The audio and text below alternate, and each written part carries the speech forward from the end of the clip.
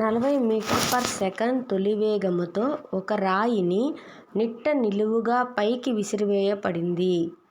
g=10 metre per second స్క్వేర్గా తీసుకుని రాయి చేరుకునే గరిష్ట ఎత్తును కనుగొనండి.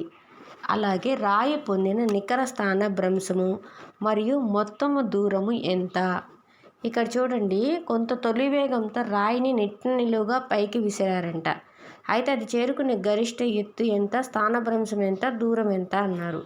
రాయిని నిట్ట నిలువుగా పైకి విసిరాక అది అక్కడే ఆగిపోద్ది. రాయి పైకి వెళ్ళి ఆగిపోదు, మళ్ళీ అది కిందకే పడిపోతుంది అనమాట.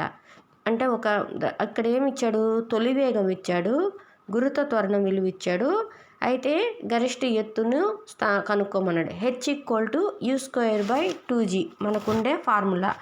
u ఎంత, 40 × 40/2 × 10. 10 4s are 40, 2 2s are 4. అడిగిపోతే 40 × 2 ఎంత, 80 మీటర్లు. అంటే ఆ రాయి చేరుకున్న గరిష్ట ఎత్తు ఏంటంటే 80 మీటర్లు.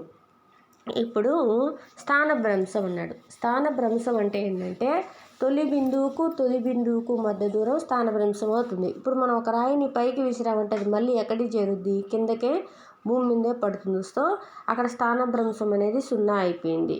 ఇంకా మొత్తం దూరం అంటే పైకి విసిరినప్పుడు ఎంత ఎత్తుకెళ్ళింది, 80 మీటర్లు. మళ్ళీ అదే 80 మీటర్ల కిందకి వచ్చి పడిపోతుంది. కాబట్టి మొత్తం దూరం ఎంత, 80 + 80 160 మీటర్స్. ఎప్పుడైనా సరే స్థానభ్రంశం అనేది దూరానికి సమానం కావచ్చు, లేదంటే దూరం కన్నా తక్కువే ఉంటుంది, కానీ దూరం కన్నా ఎక్కువ ఉండదు.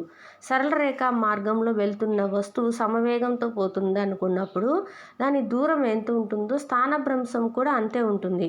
అదే వృత్తాకార మార్గంలో ఒక పూర్తి భ్రమణం చేసిందనుకో స్థానభ్రంశం ఏమవుతుందంటే 0 అయిపోతుంది.